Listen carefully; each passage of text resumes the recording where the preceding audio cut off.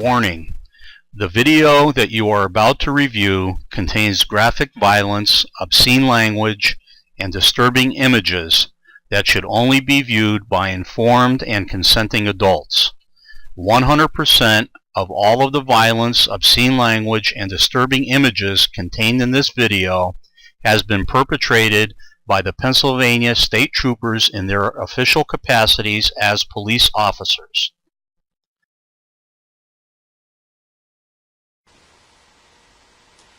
Hello, my name is Larry Holhall. I am a former Pennsylvania police officer and a graduate of the Pennsylvania State Police Academy for Municipal Officers. I am also the author of a nonfiction book about judicial corruption in Pennsylvania. Since I wrote my book, countless people have approached me from all over the United States requesting help with their corruption issues. This case stands out from all that I have reviewed to date. Not because of the claims made, not because of the outrageous actions of those in power, not because it is a subject that is near and dear to my heart. It stands out for two reasons. The first is the absolute proof of the crimes committed by the Pennsylvania State Police.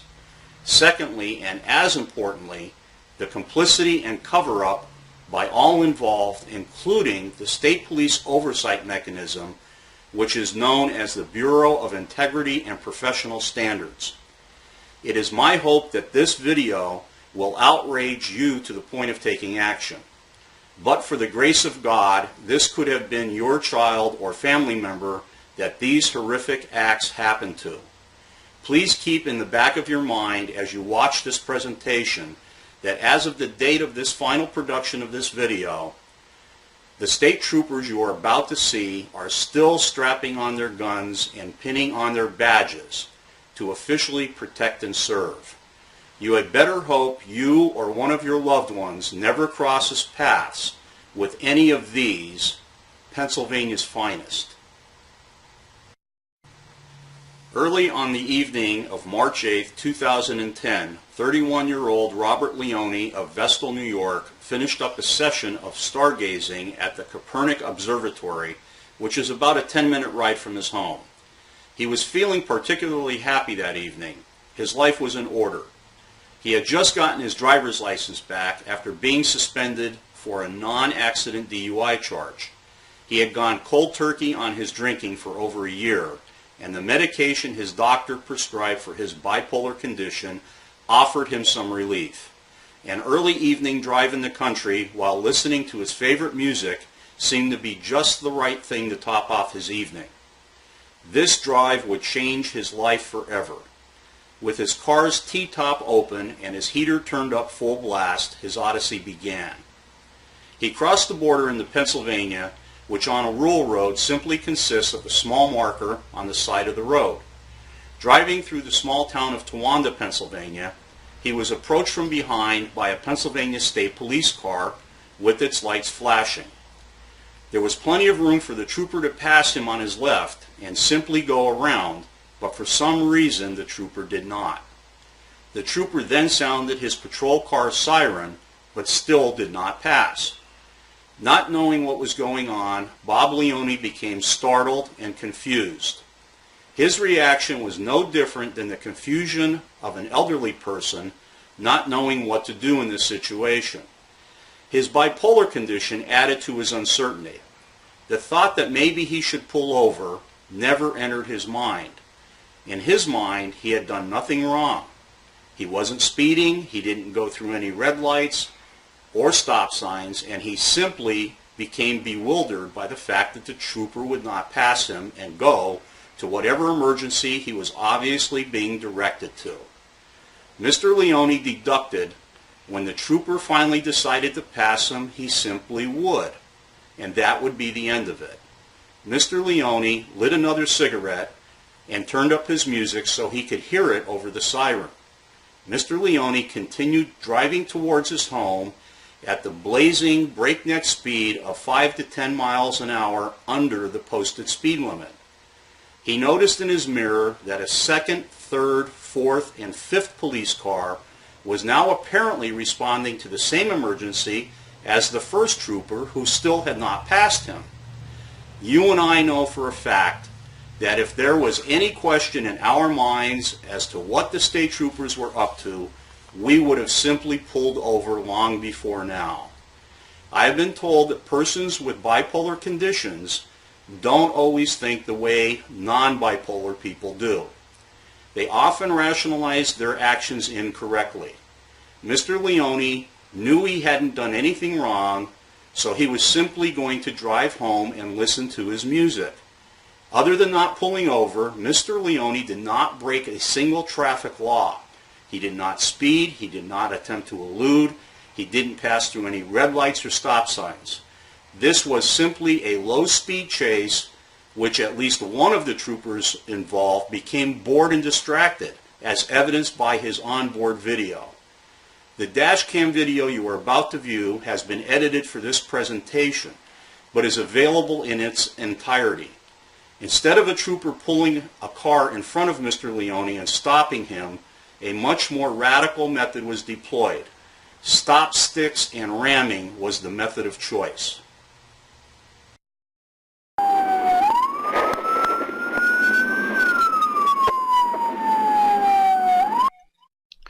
Watch this car. It is later confirmed by the sworn statements of two of the troopers that this car was parked in such a fashion as to totally block the driver's door of Mr. Leone's car. It was blocked in such a fashion that the state trooper himself had to climb out his own window in order to exit the vehicle.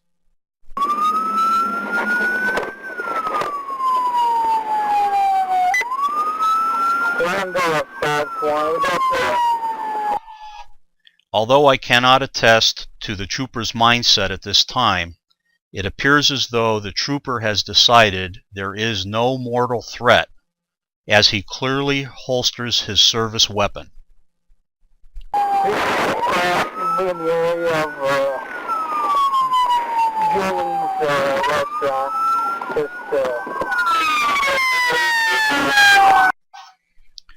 By the trooper's own sworn statements, this trooper orders Mr. Leone to exit his vehicle 3 or 4 times.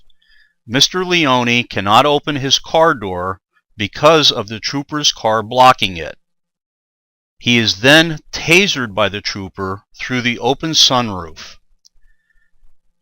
All sworn statements by all of the troopers involved agree that just prior to Mr. Leone being tasered, he was sitting calmly with both hands on his steering wheel smoking a cigarette.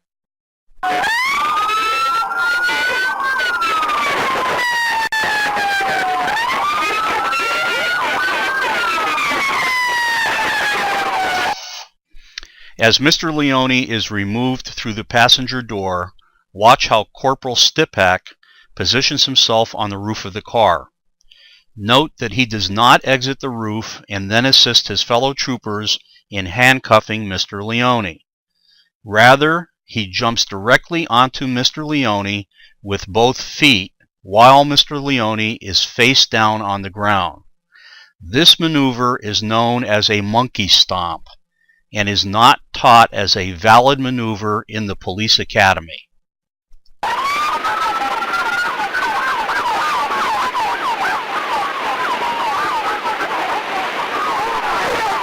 We can't see a lot of what is going on behind Mr. Leone's passenger door, but sworn testimony from the troopers involved all state that Mr. Leone is face down with his hands under him. If you look closely under the car door, it will appear that from time to time you can see Mr. Leone's body bounce as he is being struck, kicked, and tasered. At no time is Mr. Leone seen striking or attempting to strike any of the officers. Mr. Leone still has taser probes in him, and the troopers testify he is being shocked multiple times while he is being beaten and kicked, or in their words, subdued. The troopers claim Mr. Leone is fighting so viciously at this point that later on they charge him with 3 felony counts of aggravated assault on a police officer. I have watched this segment dozens of times, and as hard as I look, I just don't see it.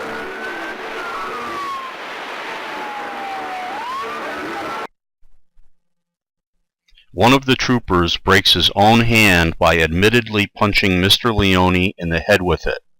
Striking or punching a suspect in the head with a closed fist is not taught in the police academy and is a maneuver that is specifically addressed as not authorized.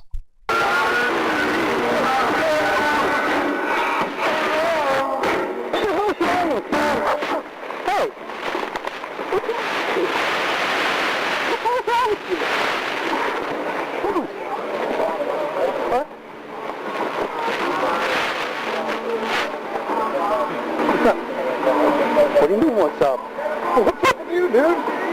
Why do you stop? What? Why do you stop? I'm driving. How do you sit up? Wait, sit up. All right. Sit up. That's it. Get back to your nest. All right. What the fuck's your problem? Huh? Nothing. What's your name? Rob. Rob what? Where you from? That's from New York. Yeah. I'm trying to drink tonight. Hold up. Hello? What do I have to drink tonight? I know. You have. As a former police officer, my experience has taught me that when people lie to cover up wrongdoing, they often lie about the unimportant issues with as much conviction as the important ones. In other words, they embellish the small issues to make the big issues look more believable. Here is an excerpt from the official internal investigation of this matter. The signed sworn affidavit accompanying this statement reads as follows. I, Trooper Andrew J. Burian, verify that I was given the opportunity to review the above information and that I was allowed to make any corrections or clarifications. By placing my signature in the space provided below, I verify that the above summation accurately reflects my observations of the events regarding this incident. His statement reads as follows. The suspect was still uncooperative and wouldn't walk to the car. Something so simple, but it is a lie. As you will see, Mr. Leone did cooperate and voluntarily walked to the car.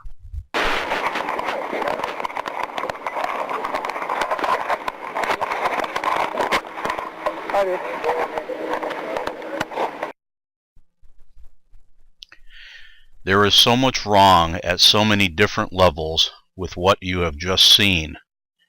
Unfortunately, things are about to get worse for Mr. Leone. Although we cannot see what is about to happen in the back of this state police car, we can clearly hear what is said and done as the audio track of this dash cam recorded it all. Additionally, nowhere in this video is Mr. Leone advised of his constitutional rights. In the next sequence, he is clearly questioned and beaten while handcuffed and hogtied by the state trooper. If Mr. Leone had just committed a horrendous crime before he was stopped and answered the trooper's questions, as he was directed to do by the trooper, none of his admissions would have been allowed in court.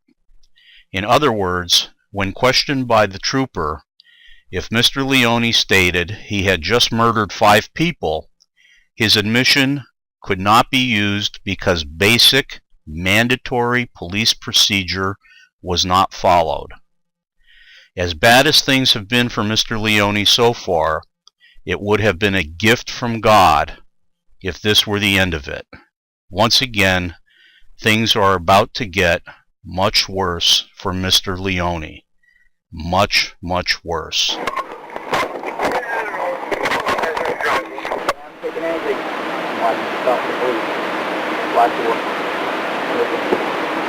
Huh? What's the problem? I'm driving. Not even a little bit of huh? I'm driving. Driving? You see all the police cars? Bring over, Bill. You got a long fucking night you got. You hear me? Copy. I'm in West Palmer right now.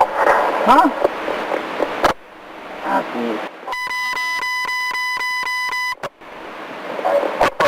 years, utilize frequency 7 for traffic control. Frequency 7 for traffic control, 2115. You hear me? You hear me? Copy, Bradford. Okay. Huh? 1 I'm down at Mud Creek now. It's a fucking hobble. It's a hobble.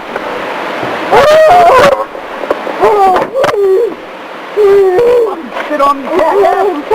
Huh? Fucking spit on me.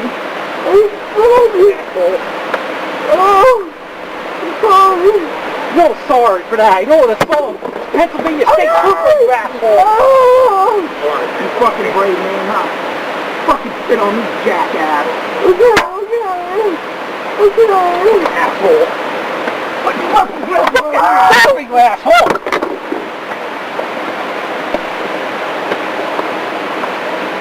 Are you fucking stupid?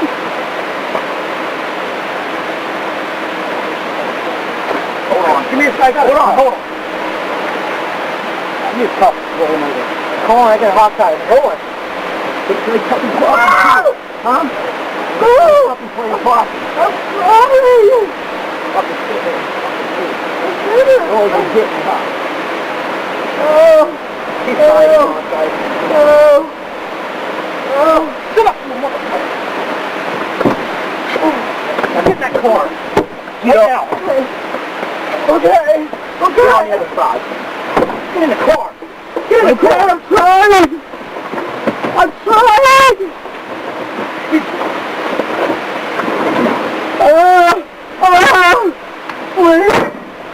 On your side. Okay. On your side. Okay, like this? No, other side. Okay.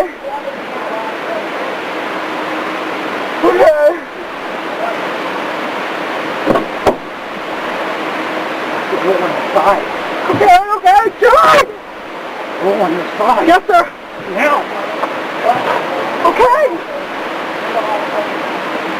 Now, douchebag, I'm going to ask you a fucking question. You'll be answering yes, sir, or no, sir. Do you hear me? Yes, sir. Okay, what the fuck is your problem tonight?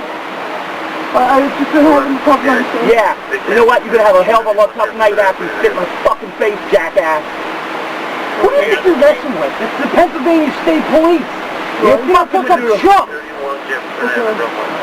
Fucking pull over needs to be pulled the fuck over. Okay, you're going to jail. You're going to be somebody's fucking butt on fire. You hear me? Yes. You fucking idiot.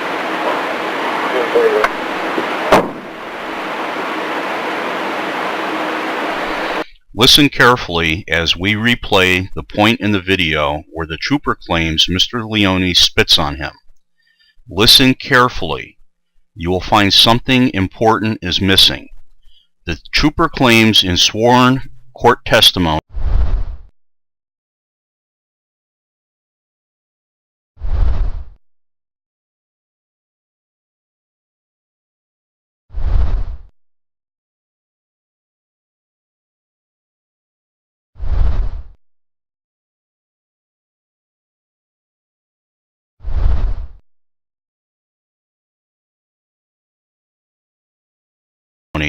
that Mr. Leone spits a, quote, loogie in his face.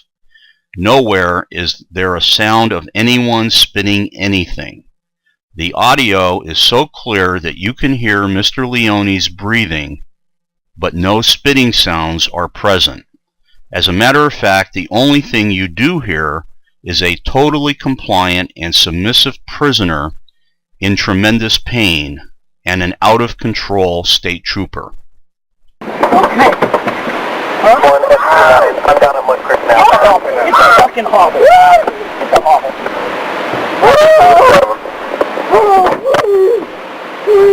Fucking spit on me, jackass. Huh? Fucking spit on me.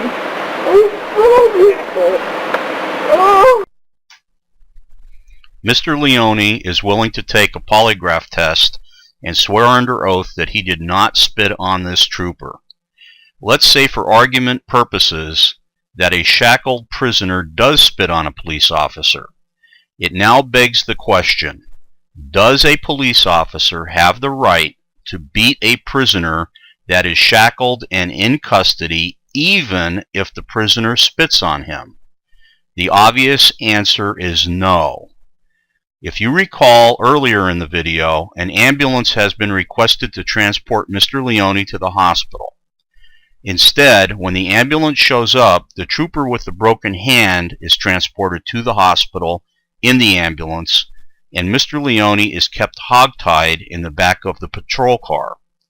He is then transported to the hospital in the car with a stop along the way at the barracks. Please try to visualize what I am about to read to you from the official hospital report of Mr. Leone's first visit. And yes, I said first visit. Patient was carried to triage room by police. Patient's hands were with handcuffs, and patient's feet were tied together with a rope, and the rope was also tied to the patient's handcuffs. It goes on. Patient is awake and cooperative with an effect that is calm.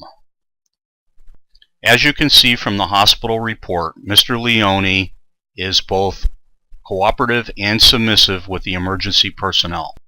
At one point, when the troopers are outside the examination room, he quietly tries to tell a nurse that the police have been beating him, and he begs her for help.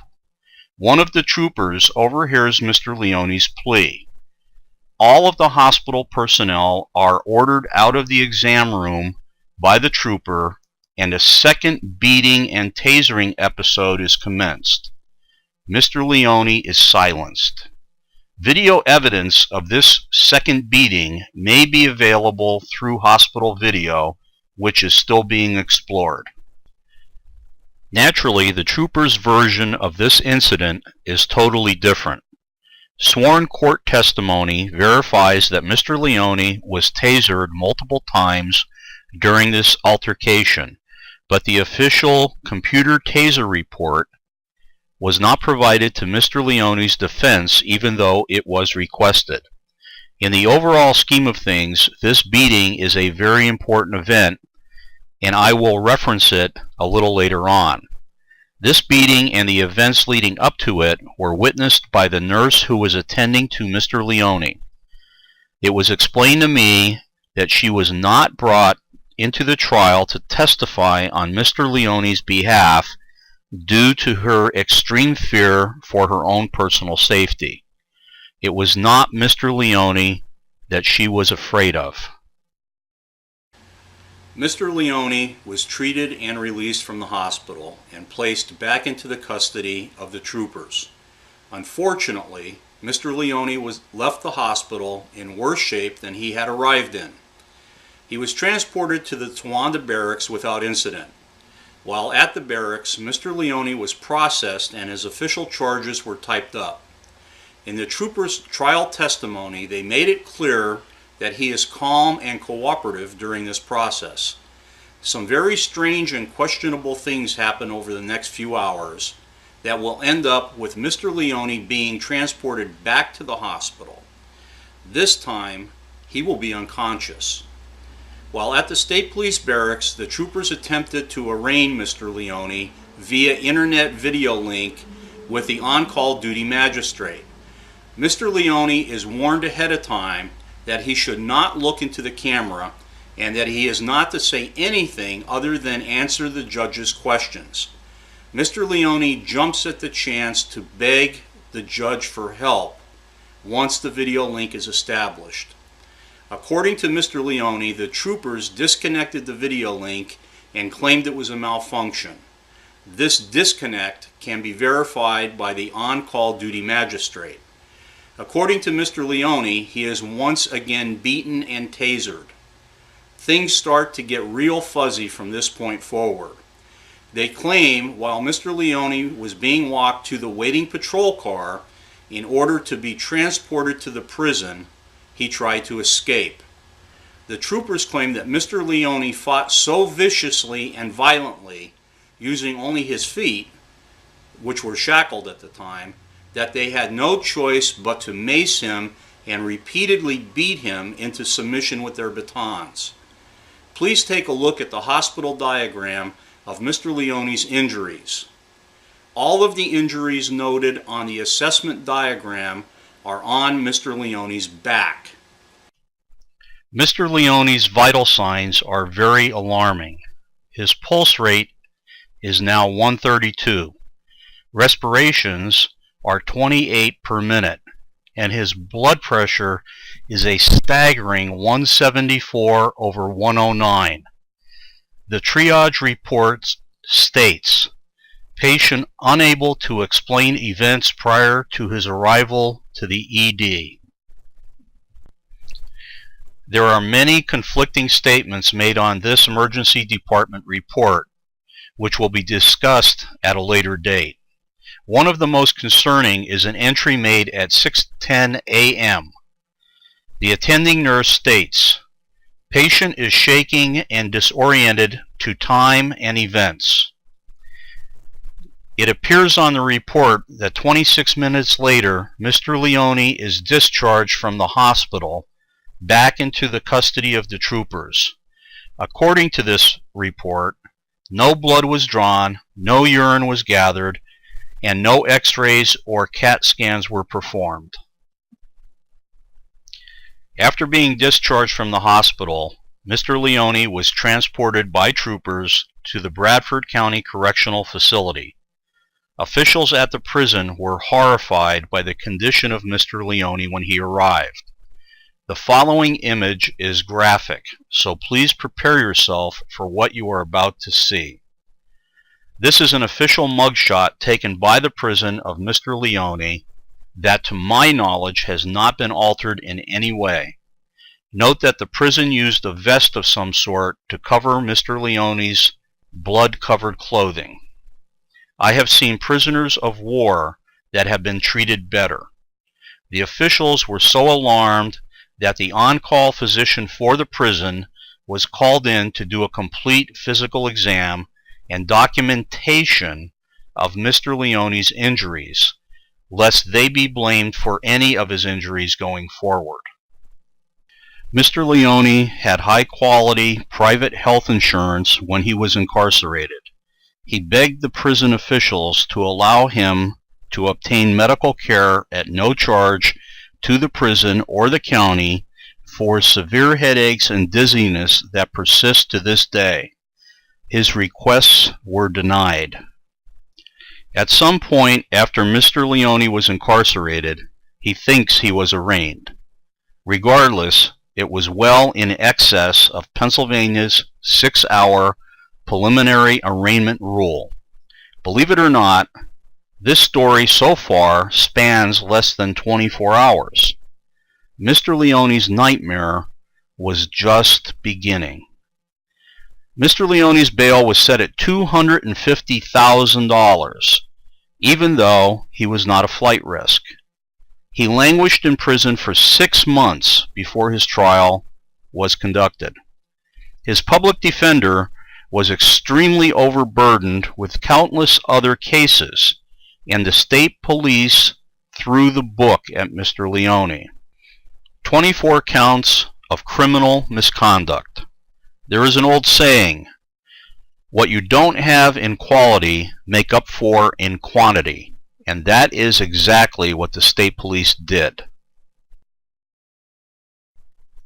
Remember the trooper that broke his hand on Mr. Leone's face while punching it?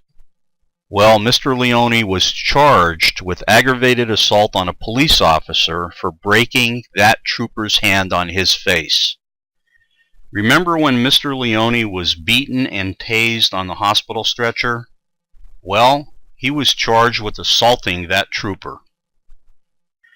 The troopers also charged Mr. Leone with DUI, even though his blood test came back negative for alcohol or illegal drugs. I believe this case became so important to the state police that they convinced the district attorney of Bradford County to try the case himself, as opposed to one of his underlings. It is a decision the district attorney would later regret. Regardless of the less than stellar defense, the jury read right through the state police and district attorney's smokescreen. Mr. Leone was found not guilty or had charges dismissed on 20 of the 24 charges. All of the serious charges were gone. It looked like Mr. Leone should have been sentenced to time served. That did not happen. Mr. Leone has been sentenced to 1.5 to 4 years in prison and is still incarcerated. I believe with all of my heart that he will not be released until after the statute of limitations has expired on the crimes that have been committed against him. There is so much more to this story than time will permit in this video, but here are the main issues as I see them. An independent criminal investigation of this entire matter is in order.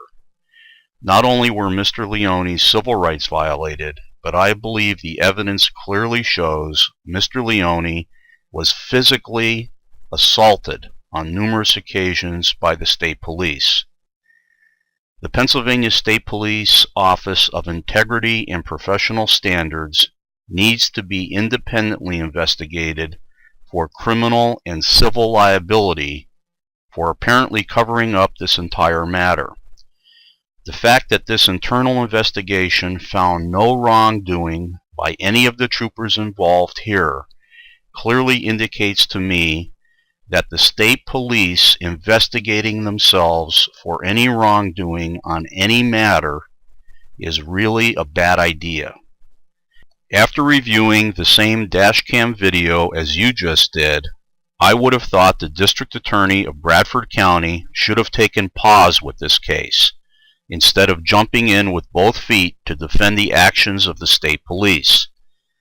I believe there was an overt, well-thought-out attempt by the entire prosecution team to use the district attorney's high profile to influence the trial judge's rulings during this trial, and I believe they were successful at doing so, as demonstrated by some serious verdict-changing evidence that was denied to the defense. For instance, once the internal investigation was referenced to the jury by one of the troopers on the stand as proof of no wrongdoing by him or any other member of the state police, the defense was clearly entitled to a copy of this report. I suspect the trial judge denied defense access to this document because it contains some very serious defense-aiding information. I also question the hospital releasing Mr. Leone back to the state police in the condition he was in after his second visit. Nowhere in their documentation does it show that Mr. Leone's vital signs stabilized and that he was out of danger. He very well could have died after his release, and we would not be reviewing anything right now. Let me touch on the prison. Why on God's green earth would a prison deny Mr. Leone access to additional medical treatment while knowing full well he needed it and had health insurance to pay for it? Why is Mr. Leone still in prison? The warden of the Bradford County Correctional Facility has commented to Mr. Leone's parents that if all of the prisoners in his facility acted like Mr. Leone, he wouldn't need any guards. Yet Mr. Leone has been denied release from prison by the parole board twice since becoming eligible. The first denial was because they stated he did not take a drug and alcohol abuse class while incarcerated. If you remember, he was found not guilty of that charge. The second denial was because they lost the paperwork. I believe a more sinister reason is at play here. I believe the statute of limitations, time restrictions, in which Mr. Leone can bring both civil and criminal charges against the responsible parties is the driving factor.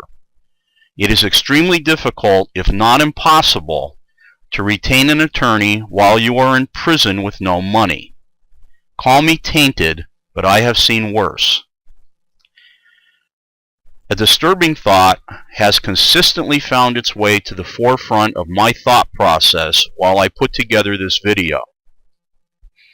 Mr. Leone didn't know his every action and every word was being recorded via a dash cam in the patrol car when he was first arrested. The troopers did.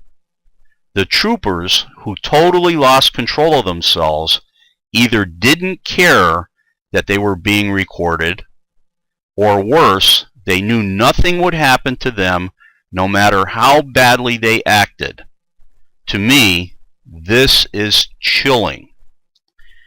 As a former Pennsylvania police officer, I am here to tell you that the vast majority of police officers are compassionate, caring professionals.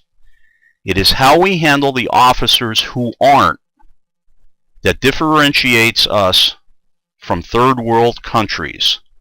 Right now, it looks like Pennsylvania and its state police are operating as a third world country by allowing and covering up serious assaults against its citizens.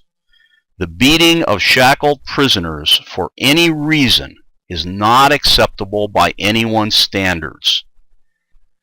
We are now at the end of a very emotional and disturbing review of what I consider to be a national scandal.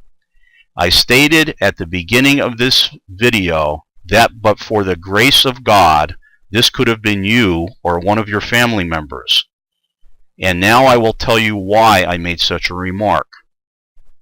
Exactly why did the state police originally attempt to pull Mr. Leone over in the first place? Well, it appears they pulled over the wrong car that was involved in a minor fender bender. The fender bender in question was so minor that the state police never even filed an accident report for it. Imagine that.